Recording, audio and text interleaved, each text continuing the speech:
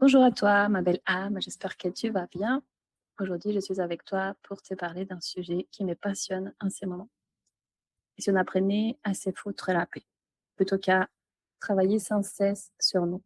Si schéma que personne ne t'enseigne, aujourd'hui, j'ai envie de te parler de ça tout simplement, tout naturellement, avec une personne exceptionnelle qui fait partie aujourd'hui de ma vie. C'est une femme que j'admire énormément, que j'apprécie sa présence, son travail, son énergie. Et je me suis dit que aujourd'hui, ça pouvait être sympa de partager ces moments avec toi.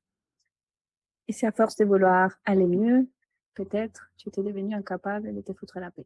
Je sais que cette question peut te sembler peut-être un peu piquante, provocatrice, parce que aujourd'hui, plus que jamais, on nous encourage à travailler sur nous, à comprendre nos blessures, notre enfance, nos croyances, à libérer, à transformer, à méditer, à reprogrammer, etc. À devenir quelque part une meilleure version de nous-mêmes. Et je vais tout de suite être très claire avec toi parce que je ne suis pas en train de dire que tu ne dois rien faire. Au contraire, moi, je crois que le travail sur soi, le travail efficace, bien fait, est très important. Je t'en dirai un petit peu plus, mais pour l'instant, j'ai envie de te présenter mon invité du jour. Aujourd'hui, je suis avec mon amie, une femme qui est devenue une amie, une complice peut-être, quelqu'un avec qui je partage plein d'aventures, notamment l'aventure des messagères de la lune. Estelle Ruiz, elle est astrologue. Mais ce que j'aime particulièrement dans son approche, c'est qu'elle utilise l'astrologie non pas comme quelque chose qui va venir décider de ta vie ou à notre place, mais comme une boussole, une manière de comprendre les cycles que nous traversons, notre féminité, nos zones d'ombre, de mettre de la conscience sur certaines choses, certaines périodes de notre vie.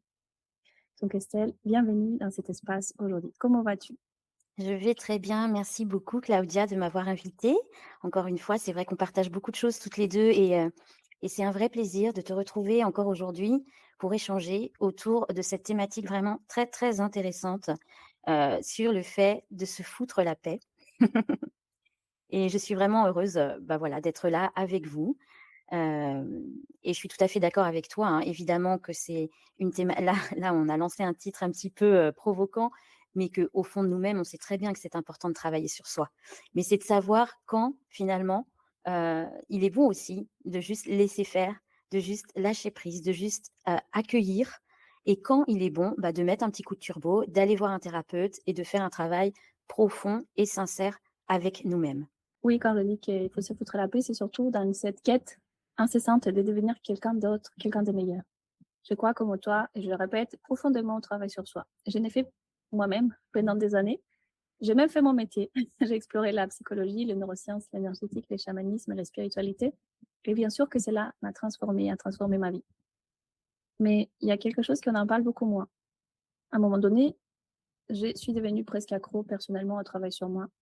Il y avait toujours quelque chose à faire, à comprendre, à transformer, à libérer. Une nouvelle méthode à expérimenter. Et paradoxalement, je me suis aperçue que je n'étais pas plus heureuse, que je n'étais pas plus un peu. C'était vraiment comme presque une drogue. Je ne peux pas arriver à ce point-là, mais j'avais l'impression qu'il y avait toujours quelque chose qui devait être changé, amélioré. Et que le jour où j'arriverai à tout comprendre sur moi, je serai enfin heureuse. Et c'est précisément, et c'est là que j'ai envie de parler aujourd'hui avec toi, Estelle. Comment travailler sur soi, peut-être de manière réellement efficace. Comment savoir ce qui mérite d'être travaillé et ce qui mérite simplement d'être vécu, comme tu as dit, d'être simplement dans l'accueil. Et surtout, à quel moment est-ce qu'on peut enfin se foutre la paix?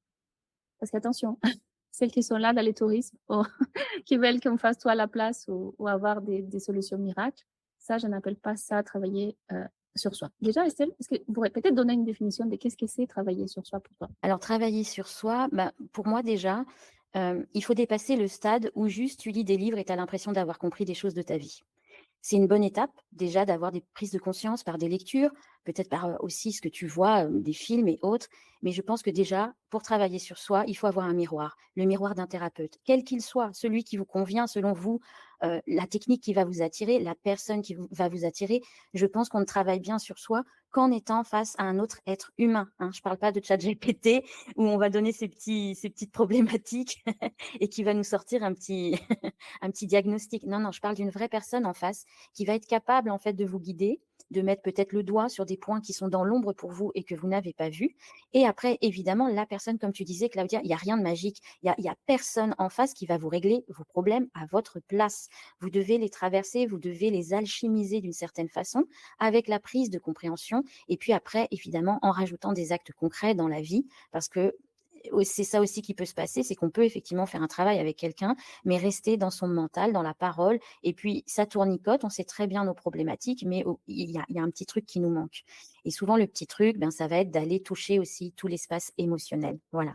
Pour moi, le vrai travail sur soi, c'est pas juste d'être capable de raconter tous ces traumas, tout ce qui nous est arrivé dans la vie, de dire ah bah oui, il m'est arrivé ça parce que ma mère, mon père, je ne sais qui, il s'est passé ça dans ma vie. Donc non, non, ça va être d'aller aussi toucher l'émotionnel, cet endroit-là qui est pour moi, l'endroit à libérer. Qu'est-ce que tu en penses, toi, Claudia? Bah, moi, je suis tout à fait d'accord avec toi. Pour moi, je n'ai rien contre une thérapie dans laquelle on va juste parler, mettre des mots, mais je pense que ce n'est pas suffisant pour vraiment s'en libérer profondément. Je pense qu'on doit être actrice, choisir la bonne personne, comme tu l'as dit, celle qui nous appelle, celle qui va peut-être résonner avec notre cœur. Mais il ne faut pas attendre non plus que l'autre nous dise quoi faire, comment faire, ou qu'il fasse à notre place. Même s'il s'agit d'un soin énergétique ou chamanique, vous avez toujours votre mot à dire, vous avez toujours des choses à intégrer et à comprendre. Et là, je pense que j'ai envie de parler de quelque chose qui il y a quelques semaines, moi, j'ai vu comment la petite ampoule qui s'éclaire. Comprendre, mesdames, n'est pas incarner, n'est pas transformer. C'est la première étape. Je sais pas ce que tu en penses, Estelle. Je Oui, comprends quelque chose, mais ça ne veut pas dire que parce que j'ai compris cette chose-là, je vais cesser automatiquement de la répéter. exactement. Donc, Exactement. Je t'en prie, oui, je je t'en t'en prie. prie. Vas-y, vas-y. Mais oui, oui. Alors, comme tu dis, c'est la première étape et c'est extrêmement important quand même, hein, de pouvoir comprendre nos mécanismes. Mais on a toute cette part inconsciente qui va des fois nous faire répéter malgré nous des schémas, des façons de faire. Et c'est ça qui est terrible, c'est quand tu es face à cette compréhension et que tu n'arrives pas à mettre le doigt sur mais mon Dieu, pourquoi je suis encore en train de faire la même chose et que tu n'arrives pas à faire autrement. Tu n'as pas encore changé le système dans ton cerveau. Et ça, bah, évidemment, toi, tu travailles aussi tout ce qui est de l'ordre des neurosciences, Claudia. Donc, j'imagine que ça s'explique. Là, c'est vraiment mon dada. Tu viens de donner vraiment une clé importante et j'explique. D'ailleurs, j'ai fait toute une série des épisodes pour retrouver cette paix intérieure, mais pas celle qu'on imagine en fait, pas cette bonheur qui va être là tout le temps. En fait, ça ne veut pas dire que parce que vous avez compris déjà, vous allez cesser de répéter. Ça, c'est important. Et ça ne veut pas dire non plus que parce que vous allez répéter, continuer à répéter, vous êtes dysfonctionnel ou cassé ou qu'il y a un problème. Parce qu'il y a des femmes qui me disent, moi, je pense que je ne pourrai jamais guérir. Ou un thérapeute ou quelqu'un m'a dit qu'en fait, bah, ça va jamais marcher pour moi parce que quoi que je fasse, je continue à répéter. Mais c'est normal parce que c'est quelque chose que votre inconscient, votre système nerveux connaît, qui les rassure. Et même si elle vous fait souffrir, votre cerveau, il s'en fout que vous soyez heureuse ou pas. Tout ce qu'il a comme rôle dans votre vie, c'est de vous maintenir en vie. Donc, en fait, quand vous êtes dans un état de panique, de peur ou un état émotionnel, comme tu l'as dit, Estelle, fort, bah, automatiquement, vous allez peut-être réagir de la même manière que vous l'avez fait pendant vos 20 ans, 30 ans, 40 ans. Je ne sais pas quel âge vous avez aujourd'hui.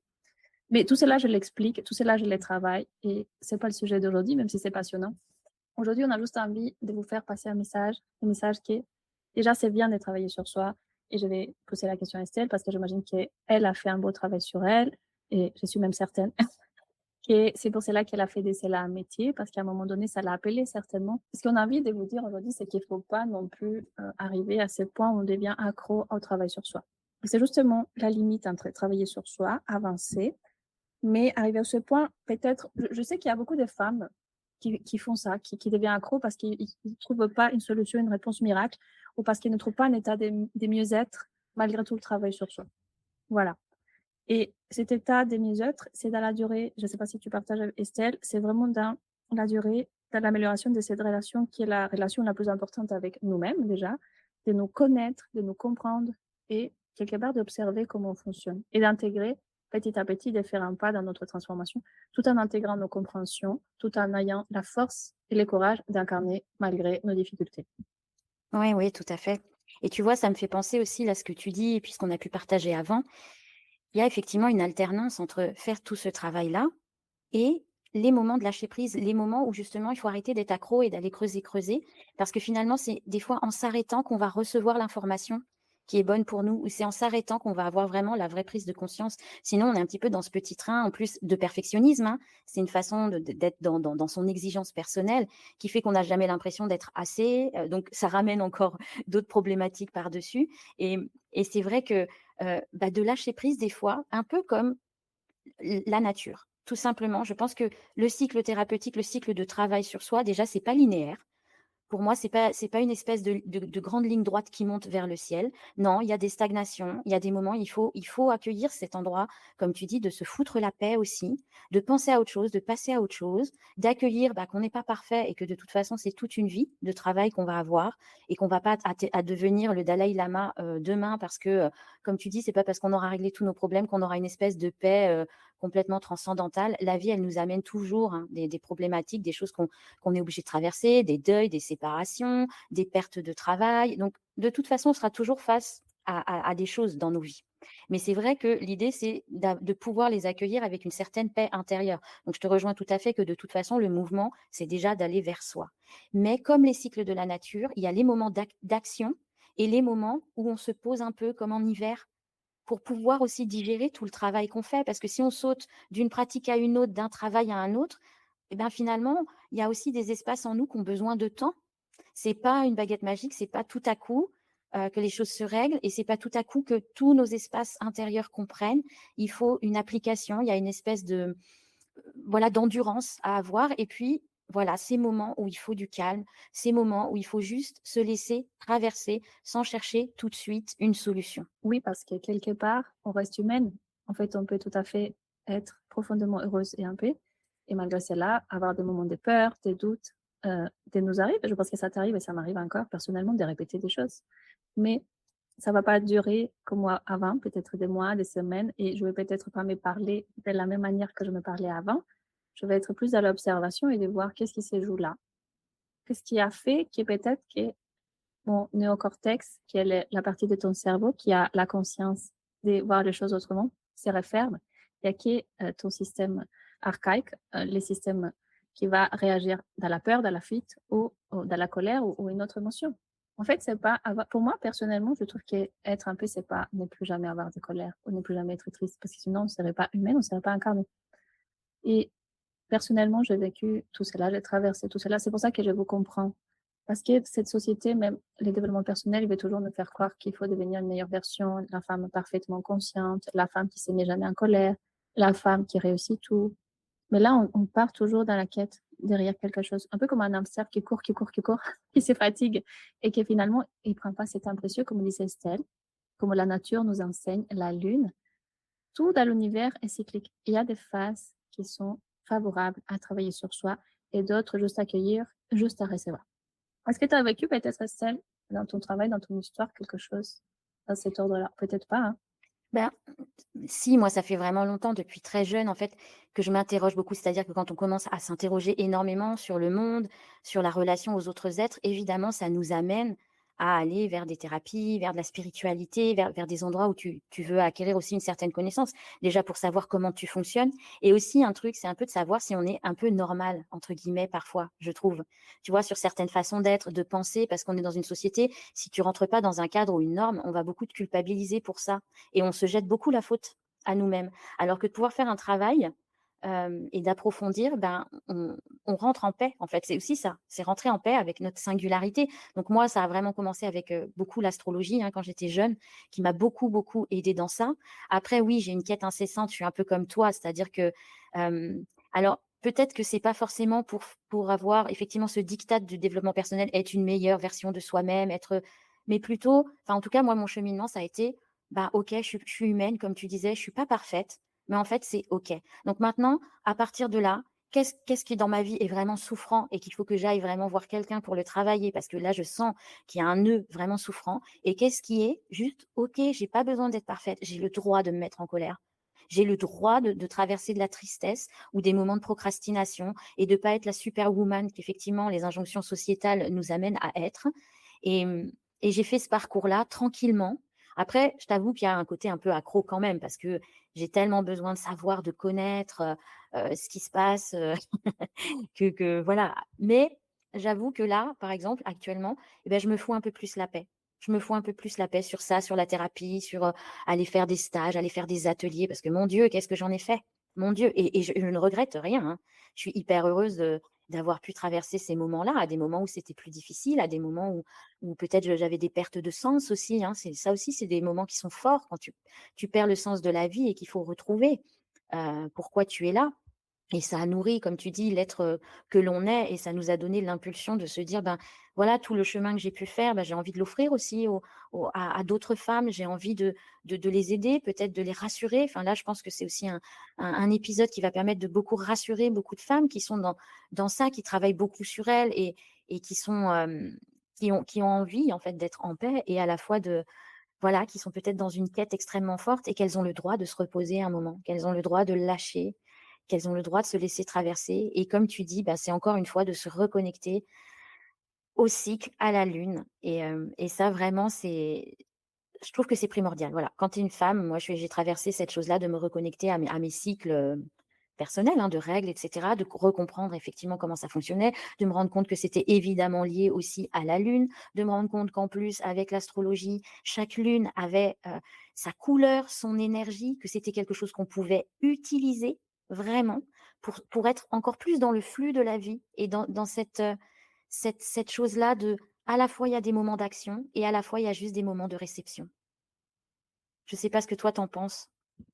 Moi, je suis complètement d'accord avec toi et je suis dans cette démarche aujourd'hui de vraiment incarner peut-être tout ce que je peux comprendre, connaître tout au long des moi, je sais pas, peut-être pas autant des années que toi, peut-être 20 ans qu'elle travaille sur moi, mais c'est quand même énorme. En fait, c'est Bien sûr. énorme, oui et non.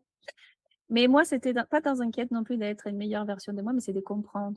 J'ai un début de vie assez difficile, compliqué, beaucoup de souffrance, beaucoup de blessures. Je portais à moi aussi de m'aligner beaucoup de choses et je les sentais, peut-être parce que je suis très sensible et que je suis très intuitive. Je sentais qu'il y avait des couches et des couches et des couches à lever. C'est aussi ma nature des scorpions, de ne pas juste travailler en surface. Moi, j'avais besoin d'aller en des profondeurs, en fait, de comprendre complètement et de transformer cela. Et une fois que j'ai transformé, je sais pas, c'est peut-être mon côté bélier ou verseau, ou je sais pas. Une fois que j'ai transformé pour moi et que ça m'a fait du bien et que j'ai vu que ça fonctionnait, j'ai eu cette envie, peut-être comme toi, de les partager avec d'autres femmes, de leur montrer qu'il y a une manière, pas une meilleure manière, parce que je pense que toute idée, toute thérapie a un but d'aide à l'autre, même si cela ne s'avère pas efficace ou pas vraiment euh, profonde ou dans les degrés qu'on voudrait, mais je pense que chaque thérapeute a une bonne intention à la base. Mais pas toutes les thérapies ne nous correspondent pas non plus. En fait, comme toi, j'ai fait plein de stages, des formations, je ne regrette aucune. Parce que tout ça, ça m'a transformée, ça m'a permis de devenir la femme que je suis. Pas de devenir, de retrouver, de connecter avec la femme qui sommeillait déjà à moi. Mais quelque part, euh, en fait, moi, c'était cette quête personnelle. Je pense que c'est dans ma mission d'âme, de vie, et ensuite pouvoir comment les donner comme un message au monde, démontrer cela au monde et toujours connecter au cycle, comme tu dis, à la cyclicité, au féminin sacré. Bon, je sens que je me disperse un peu. Je vais revenir sur nos sujets, désolée. C'est qu'en même temps, j'ai plein d'idées qui reviennent. Ben oui, c'est ça le problème, c'est que c'est tellement riche comme sujet, on est toutes les 2 un peu pareilles, on a toutes nos antennes là et on divague, mais on revient à notre fil. On revient à notre fil. Donc, pour avancer, je voudrais simplement peut-être dire qu'est-ce qui est un travail efficace, pas meilleur, pour toi, et qu'est-ce qui est un travail efficace pour moi. Et ensuite, j'aimerais bien beaucoup qu'on explore, toi en tant qu'astrologue, Estelle, qu'on explore la cyclicité. Cette sagesse, cette magie des cycles. Parce que finalement, on peut tester plein de choses, mais attention à ne pas croire qu'il faut tout tester, tout faire. Tester, c'est bien de tester, mais apprenez aussi à intégrer peut-être, à vous écouter. Apprenez aussi, peut-être, je pense que personnellement, Estelle, je pense que si les femmes, elles pouvaient toutes connaître la cyclicité, la sagesse des signes, l'astrologie, je ne connais pas à ton niveau, bien évidemment, et ça permet de comprendre pourquoi ces mois-ci, je vis ça. Pourquoi est-ce que j'ai eu cette impulsion à travailler plus sur moi ou peut-être à ne rien faire. Donc déjà, avant de continuer, est-ce que tu peux me dire, pour toi, un travail efficace sur soi, c'est quoi? En quelques mots, pas besoin Mmh, d'approfondir. un travail efficace, bah, pour moi, c'est un travail quand tu sais que tu as bien travaillé, dans ta vie, les choses, il faut qu'elles changent. Pour moi, il faut que le travail, il y ait de la matérialisation à un moment. Il faut pas que ça reste juste un point de vue: «Ah oui, là, j'ai libéré, je me sens bien» et au final, dans ta vie, tu en es au même endroit partout. Je dis pas quelque chose de spectaculaire, Parce que c'est ça aussi des fois qu'on croit qu'il faut que ce soit spectaculaire, alors que les petits pas sont les plus importants. Un non alors que tu ne savais pas dire non, c'est un énorme pas et c'est une énorme preuve que tu as bien travaillé, pour moi. Oui, tu as tout à fait raison. En fait, là, le travail, il doit nous servir. Il ne va pas nous encombrer, pas nous rendre accro. Je pense que si on est plus libre, que si quelque part on se sent plus autonome, plus capable de s'écouter soi-même, de reconnaître en soi nos émotions, sans avoir peur de ce qu'on ressent. Peut-être pour certains, ça va être la possibilité de prendre des décisions parce qu'ils ne l'ont jamais fait, ou de poser des limites, comme tu as dit. Pour certains, ça va être tout simplement, ça va parler à beaucoup de mes clients, traverser une période difficile sans s'effondrer, sans se perdre. Être pour certaines capable d'aimer, de recevoir, de vivre tout simplement. Il faut que ce travail, il vienne nous servir. Et comme tu as dit, il y a une véritable différence, une véritable transformation. Et les mots-clés, je pense, les mots maîtres, c'est l'incarnation. Je comprends. Mais si j'arrive à l'incarner dans ma vie, ça ne veut pas dire ne plus jamais refaire les mêmes choses. Ça peut arriver de temps en temps. Mais peut-être de moins en moins. Si j'arrive à incarner ce que j'ai compris, je pense que là, le travail est efficace. Exactement. Aujourd'hui, tu viens de nous expliquer, Estelle, comment tu fais la différence. J'aimerais, après ça, si tu es d'accord, que peut-être on passe à cette partie qui nous passionne et qui nous rejoint toutes les deux. Je pense que c'est pour cela qu'on a décidé de travailler ensemble. Comment travailler avec les cycles plutôt que contre les cycles? Parce que déjà, tu nous as parlé du cycle féminin, tout simplement. Il y a beaucoup de femmes qui vont à l'encontre de son cycle. Et là, la vie, elle devient beaucoup plus dure, beaucoup plus difficile. Ah oui, exactement.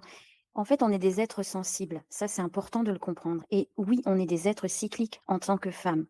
Le cycle, il n'est pas là pour nous mettre des bâtons dans les roues dans notre vie. Au contraire, c'est un grand pouvoir, c'est d'une grande richesse.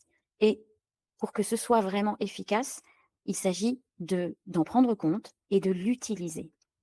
Et le cycle lunaire, qui est complètement attaché à nos propres cycles internes, et même quand on est ménopausé, en fait, on continue à avoir un cycle de façon énergétique qui est relié à la Lune.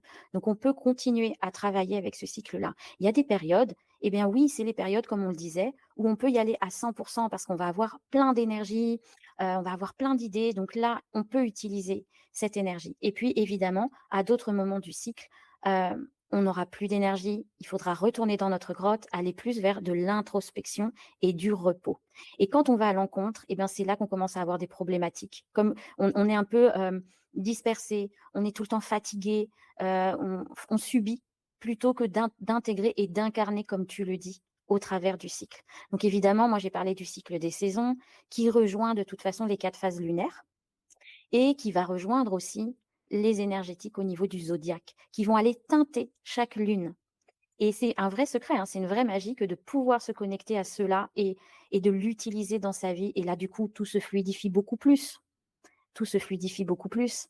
Je sais que toi aussi, tu as beaucoup travaillé, hein, tu travailles d'ailleurs aussi beaucoup autour de cette cyclicité. Donc, je pense que tu es d'accord avec moi sur ce sujet-là. Oui, bien évidemment. Actuellement, je n'ai pas conscience de mon cycle parce que j'allaite mon bébé, donc mais je le sens. En fait, il est toujours là, derrière, mais toute ma vie, depuis toute petite, et j'ai toujours admiré la nature parce que la nature ne cherche pas à être en expansion toute l'année, finalement, comme tu viens de le dire. Mmh. Elle ne fleurit pas toute l'année, elle ne produit pas toute l'année, elle ne récolte pas toute l'année non plus. Il y a un temps pour s'aimer, pour construire, pour rayonner, pour récolter, pour se laisser mourir aussi. Il y a un temps pour ne rien faire. Alors pourquoi est-ce que nous devrions constamment être en train de nous améliorer? Et c'est là que j'adore et j'apprécie cette sagesse que tu viens de nous expliquer avec les cycles lunaires. Et j'aimerais que tu nous parles de cette énergie qui va arriver, de cette nouvelle énergie qui va arriver, si tu es d'accord, parce que je trouve que c'est là essentiel de comprendre qu'est-ce qu'on peut peut-être travailler, accueillir, qu'est-ce qu'on peut faire de ce que nous offre la nature tout simplement. Et bien justement, en fait, c'est ça qui est intéressant parce que sur toute la thématique qu'on est en train de vous partager, de lâcher prise aussi, d'être dans une période de peut-être plus d'accueil, on va avoir bientôt une pleine lune en poisson. Et le signe du poisson résonne incroyablement avec tout ce que l'on vient de dire. C'est un signe qui accueille, qui n'est pas dans le contrôle, qui lâche prise, qui va rechercher une paix intérieure. Parce que le poisson, vous savez, hein, c'est un signe de sensibilité, d'intuition, de compassion. C'est les grandes eaux aussi. Donc c'est intéressant. Il y a le côté du liquide qui est très souple et qui ne va jamais il va contourner et il va être dans cette fluidité-là et c'est ça aussi qu'on cherche à vous proposer quand on vous dit quand on vous parle de cette cyclicité, quand on vous parle qu'il y a des moments pour tout et qu'il y a des moments aussi pour lâcher prise. C'est aussi une énergie un peu de fin de cycle. On laisse se dissoudre ce qu'il y a à se dissoudre pour mieux repartir par la suite. Et donc, bah, oui, autant utiliser cette énergie-là de pleine lune, qui arrive en Poisson pour nous aider peut-être à lâcher prise sur des endroits chez nous qui sont un petit peu plus rigidifiés, qui ont du mal à lâcher, qui ont du mal à se dissoudre, et accueillir cette paix intérieure. Extraordinaire. Et je trouve que là, on touche vraiment à quelque chose de très profond, Estelle, parce que, bon, ça va peut-être pas parler à toutes les femmes, mais si tu as passé des années à travailler, à comprendre, et que peut-être que les choses ne s'incarnent, ne se transforment pas dans l'essence, dans la direction que tu souhaites donner à ta vie, peut-être qu'il existe un moment, peut-être que la vie, elle nous a mis aujourd'hui dans tes petites oreilles pour que tu puisses peut-être comprendre davantage. Parce que finalement, tu sais déjà pourquoi tu vis cela. Peut-être que tu connais par cœur tes blessures, ton histoire, tes schémas. Tu peux peut-être même me dire exactement comment tu fonctionnes. Et peut-être qu'il y a quelque chose en toi qui cherche fortement aujourd'hui cet appel peut-être de l'âme que j'ai dit à incarner. Et c'est là que ma pratique de chamanisme m'a appris quelque chose de fondamental. Le mental ne peut pas tout faire de filles. Parfois, le mental veut encore une réponse, alors que le corps demande simplement à déposer. Le mental veut savoir pourquoi, alors qu'une partie des plus profondes en nous nous dit, tu sais déjà suffisamment. Maintenant, laisse partir.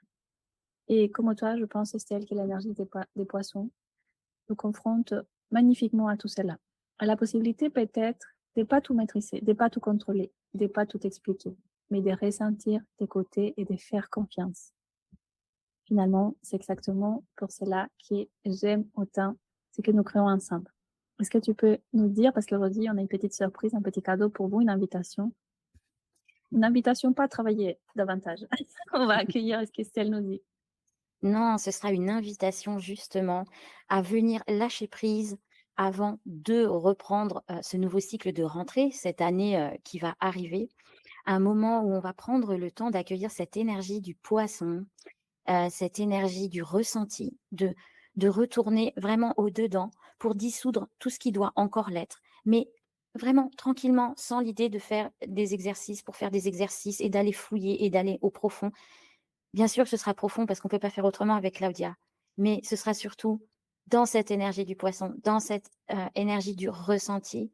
On vous propose, une immersion fin août, hem, offerte avec nous 2 pour vous accompagner dans cette énergie de lâcher prise qui vous accompagnera après ensuite, hein, pour le reste de l'année, j'en suis certaine.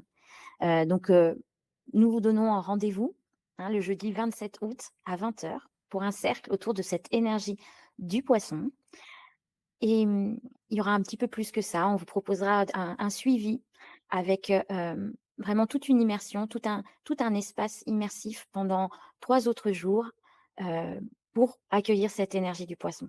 Est-ce que tu veux rajouter quelque chose, Claudia?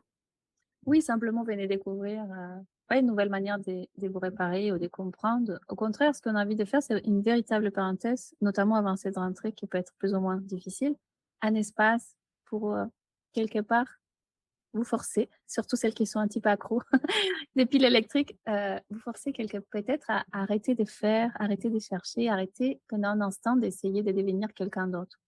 Pour simplement vous déposer, ressentir, écouter, accueillir. Et peut-être laisser partir quelque chose que vous n'avez plus ou pas besoin d'emporter toujours dans votre chemin. Comme a dit Estelle tout à l'heure, parfois lorsqu'on s'arrête, lorsqu'on s'est on s'est dit vaincu, moi ça m'est arrivé des centaines de fois, je me dis mais stop, là j'en peux plus, j'arrête et paf, je me sentais mieux. Et paf, j'avais la réponse. Et paf, j'avais compris. C'est comme ça parfois. De mon côté, bien évidemment, je vais soutenir cet espace et vous accompagner avec ma médecine chamanique, énergétique, avec les neurosciences. Et en ces moments, je suis là vraiment dans cette énergie d'expérimenter, d'incarner. Donc, Estelle et moi, nous allons réunir les deux univers exactement comme nous aimons le faire dans les messagères de la Lune, de manière profonde, l'astrologie comme une boussole, le chamanisme comme une expérience. Mais surtout, vous serez au centre de cette expérience avec des femmes bienveillantes comme vous. Parce que ni Estelle ni moi, nous avons envie de dire ou de vous enseigner ou de vous dire comment vivre, comment faire. Nous avons juste envie de vous transmettre des outils qui nous permettent aujourd'hui de mieux nous connaître, de mieux être et de quelque part nous sentir profondément en paix. Et peut-être que ça serait également le cas pour vous. Donc venez comme vous êtes, invitez toutes les femmes que vous aimez, toutes les femmes qui sont chères à votre cœur. Et avant de terminer, j'aimerais peut-être laisser une dernière question pour les personnes qui vont nous écouter. Je vous invite à fermer simplement les yeux quelques secondes, à respirer et à vous demander aujourd'hui si je n'avais plus besoin de devenir quelqu'un d'autre pour être en paix. Et si je n'avais plus besoin de devenir quelqu'un d'autre pour être en paix. Dites-moi en commentaire comment cela résonne en vous. Et peut-être écrivez-moi un petit message si vous me suivez sur les réseaux. J'ai hâte de vous lire. Et en attendant ces merveilleux espaces qu'on va co-créer avec Estelle, je vais lui laisser la parole, peut-être pour un petit mot d'adieu. Pas adieu, parce qu'elle reviendra certainement dans cet espace. Eh bien, merci beaucoup Claudia pour l'invitation. J'espère que ce partage que nous avons fait a été utile pour vous. N'hésitez pas effectivement à envoyer des commentaires, à envoyer d'autres questions et surtout, nous vous retrouvons pour ce magnifique cercle dans l'énergie du poisson le 27 août à 20h. Merci beaucoup de votre écoute. Merci encore Claudia de ton invitation. Merci Estelle et merci à vous toutes de nous avoir écoutés. N'oubliez pas qu'encore nous reste 2 rencontres éclosiales le 20 août, ça c'est maintenu, et le 25 août. Et si cette conversation a touché votre cœur et que vous nous trouvez fortement sympathique ou dérangeante, nous vous retrouvons avec beaucoup de joie le 27 août à 20h. On va laisser les liens dans la description de cet épisode pour rejoindre les cercles autour de l'énergie des poissons. Et d'ici là, travaillez sur vous quand même. Ça va peut-être vous aider. Mais surtout, n'oubliez pas de vous foutre la paix, les filles. Et de vivre tout simplement. Je vous embrasse. À très bientôt.